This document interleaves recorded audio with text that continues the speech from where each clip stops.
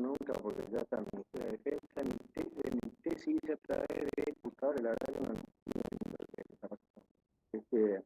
Bueno, vamos a hablar de hidratos de carbono, una pena, la verdad es una pena porque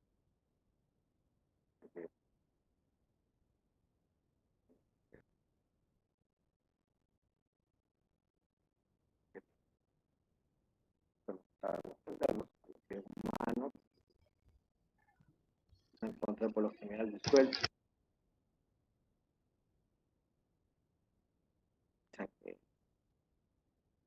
seminal, etcétera, donde aparezca un medio de disolución o disuelto van a aparecer estos compuestos, y en los vegetales, sin embargo, son sintetizados, recuerden ustedes, a partir del dióxido de carbono y agua. Recuerden que la fotosíntesis es uno de los procesos más importantes de los vegetales, producto del recupero que nosotros tenemos del oxígeno. Ellos se encargan de convertir la cantidad de dióxido que nosotros generamos, producto de las distintas industrias o subproductos de combustión, a cambio del oxígeno. Y en el ser humano es importante no solamente porque se encuentran disueltos los humores, por las partes, sino porque entre el 50 y el 70% de la energía proviene de los hidratos de carbono. O sea, dentro de los metabolitos que son de interés para nosotros, digamos, vamos a encontrar los hidratos de carbono, los lípidos, las proteínas, todos tienen su valor, pero en realidad el que nos provee el combustible inmediato a la hora de caminar, de dormir, de andar, de razonar, etcétera, es el hidrato de carbono, el combustible inmediato. La grasa puede servir como un buen combustible, pero a largo plazo después se agotan otras reservas, lo mismo que las proteínas. Estos hidratos de carbono son compuestos que están constituidos exclusivamente por carbono, hidrógeno y oxígeno. Otro bioelemento no posee en su estructura, solamente van a encontrar carbono, hidrógeno y oxígeno. Y desde el punto de vista químico lo vamos a definir como un polihidroxialdehído o polihidroxiacetona. Ahí pueden ver la importancia de lo que es el tema que vimos anteriormente de los grupos funcionales. Hablar de polihidroxialdehído no quiere decir, poli significa mucho, o sea, que es una molécula que tiene muchos grupos oxidrilo, pero una función aldehída. O es una molécula que tiene muchos grupos oxidrilo y una función cetona. Fíjense lo importante que es, no desde el punto de vista químico fino, de conocer las reacciones, etcétera, etcétera, sino a modo de entender o de comprender desde el punto de vista de la definición. La clasificación de estos hidratos de carbono, lo vamos a definir, desde el punto de vista químico ya sabemos que son polihidroxialdehído o polihidroxialdehido. Ahora, si lo tenemos que clasificar, a los hidratos de carbono se van a clasificar en tres grandes ramas, que son los monosacáridos, los oligosacáridos y los polisacáridos.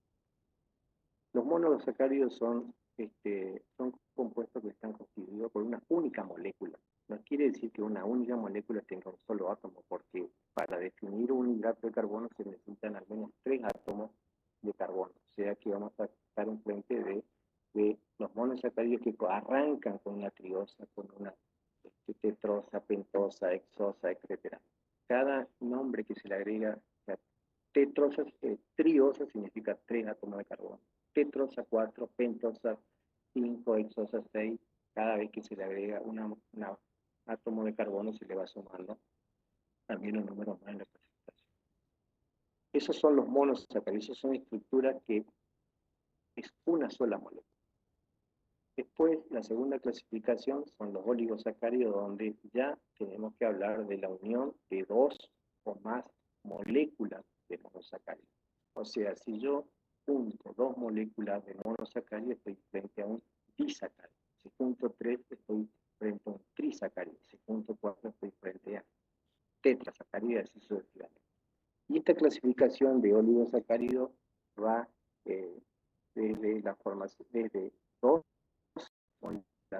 monosacárido a 10. Esa es la clasificación que engloba al oligosacárido. O sea, si le preguntan, los oligosacáridos se clasifican en aquellas moléculas que poseen entre 2 a 10 moléculas de monosacáridos, es la correcta. Si lo dicen de 2 a 15 es incorrecto, si lo dicen clasificación de 4 a 7 es incorrecta. ¿Sí? Esta clasificación de oligosacáridos, repito, es de 2 a 10 monosacáridos unidos uno al lado del otro, a través de una unión glucosídica. O sea, un monosacárido se une a otro monosacárido a través de una unión que se llama unión glucosídica.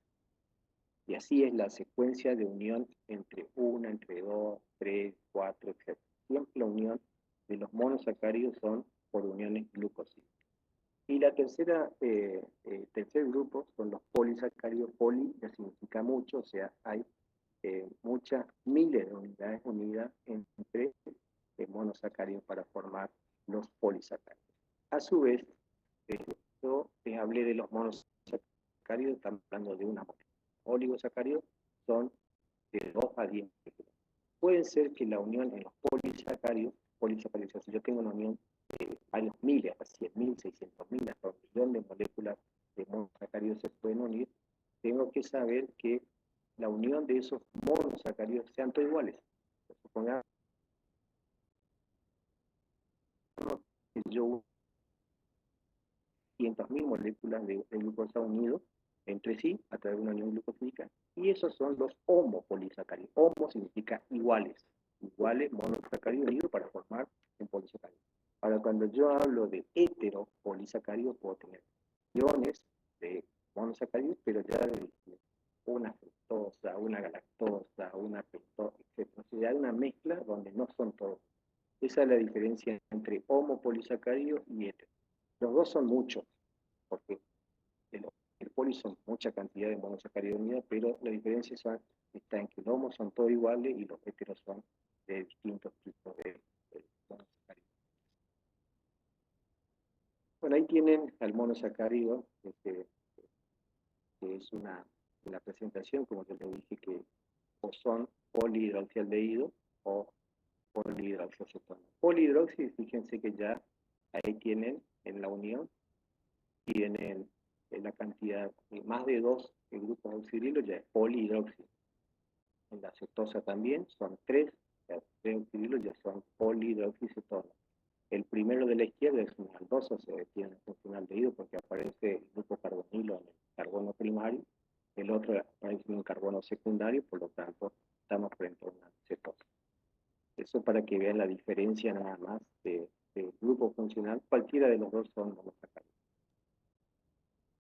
Después tenemos la importancia de la bioquímica humana, que tratar de verlo también, que es la gliceraldehído y la dihidrogenasa, sobre todo para el metabolismo de los hidratos de carbono a nivel glucolítico, pacientes diabéticos, resumen, cáncer, la fructosa, la eritrosis,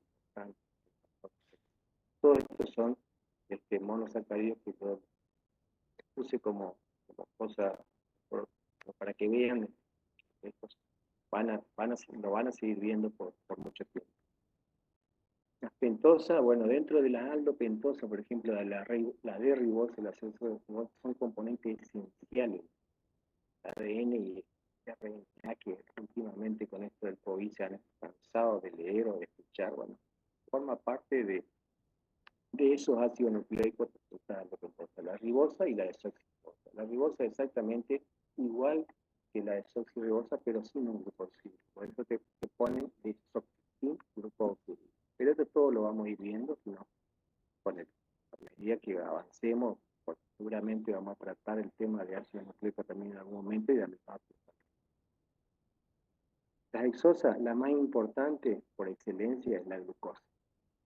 Que tanto dolor de cabeza le da al odontólogo, al médico, al bioquímico, por la cantidad de pacientes diabéticos que hay. Bueno, también lo vamos a ver en su plenitud por mucho tiempo. Ahí tienen fíjense la cantidad de grupos oxidilos, y fíjense si no será polihidróxido.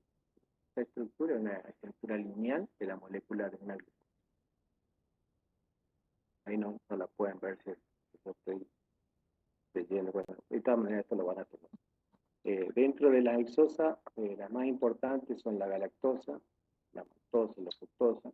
Realmente la galactosa se encuentra asociada a las moléculas más complejas, la maltosa también, integrante de oligosacáridos, asociada a la glicoproteína, y bueno, la fructosa ni hablar, porque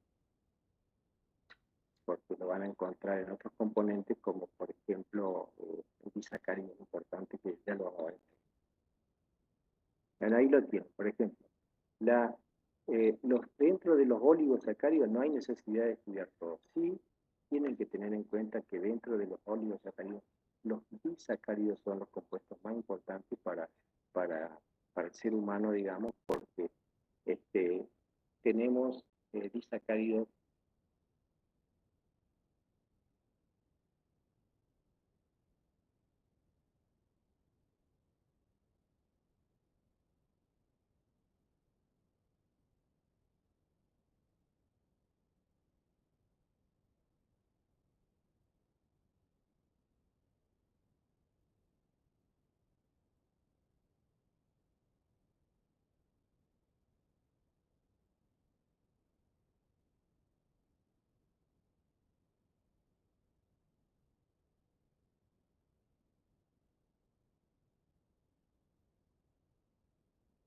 Está variado.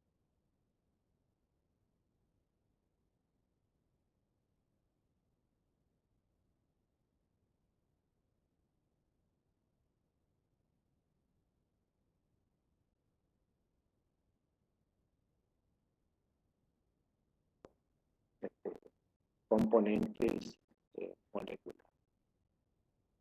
Bueno, y dentro de los polisacáridos, fíjense que están constituidos por, dice, la definición nos dice de que están constituidos por numerosas unidades. Y los polisacáridos, como yo les dije, vamos a tener a los homopolisacáridos, que son polímeros de un solo tipo, de a 600, de a millones, lo que sea, pero siempre están pegados un mismo tipo de moléculas de monosacáridos. Entre ellos vamos a tener al almidón, al glucógeno, a la dextrina y a la celulosa. Lógicamente, de esta clasificación, la que más nos interesa es el almidón y el glucógeno. El almidón está compuesta por dos cadenas, son dos glucanos diferentes, uno se llama amilosa y la otra se llama amilosina. La amilosa forma parte en un 20% aproximadamente de la estructura, el resto está constituido por la amiloproteína.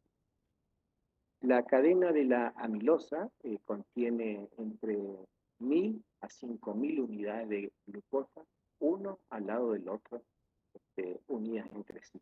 Esa es la amilosa. Y a su vez, la segunda estructura es la amilopeptina, que ella sí está compuesta hasta por 600.000 unidades de glucosa, unidas una al lado del otro, igual que la amilosa, pero ya con ramificaciones cada 24 o 26 moléculas de glucosa. Aparecen ramificaciones que son ramificaciones de tipo alfa 1,6, y que es lo que le diferencia de la.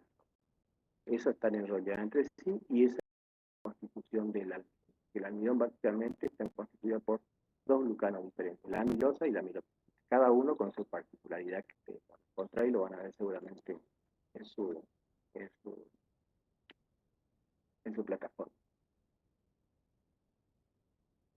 Bueno, el glucógeno, que sí es la reserva nuestra, el hígado más rico, es lo que nos permite estar, digamos, siempre con energía, porque donde se acaban las reservas inmediatas aparece el hígado, músculo, para degradar esa gran estructura, esa gran reserva de moléculas de monosacáridos, de glucosa que tiene, que posee el organismo, y a partir de ahí generar la energía que seguramente cuando dejemos la bioquímica dinámica se van a dar cuenta de dónde proviene la cantidad de energía necesaria para estar activo 100%.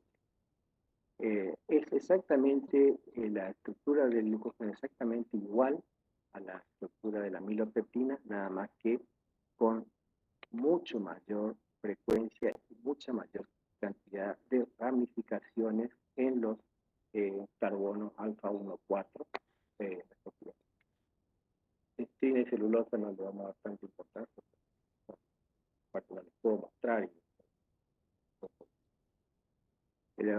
Bueno, los heteropolisacáridos, dentro de los heteropolisacáridos tenemos dan una sola clase de monosacáridos, eh, perdón, y se asocian mucho a las proteínas. O sea, los heteropolisacáridos lo que están formados por más de una clase de monosacáridos, quiere decir que dentro de esa estructura larga va a tener la fructosa, una galactosa, dos glucosas más, o sea, va a ser bien variado, pero siempre hay más de dos monosacáridos únicos. Y esas cinas que se forman, ese tipo de heteropolisacáridos son los que se asocian a la. Por ejemplo, el ácido hialurónico, el condroitin, la heparina, son compuestos que están asociados a este tipo de heteropolisacáridos. Eh, También van a tener proteínas bucanas, las glicoproteínas, eso lo vamos a ver más adelante. Y bueno, eso es todo. Eso a grandes rasgos, como para que no les quiero tampoco tener con tantas palabras, porque no les puedo mostrar nada, que eso es verdaderamente una pena, pero bueno, yo quedo a disposición de las preguntas que pueden hacer y me comprometo con Fernando pasarle el video a vos seguramente en la plataforma. ¿Tienen alguna pregunta?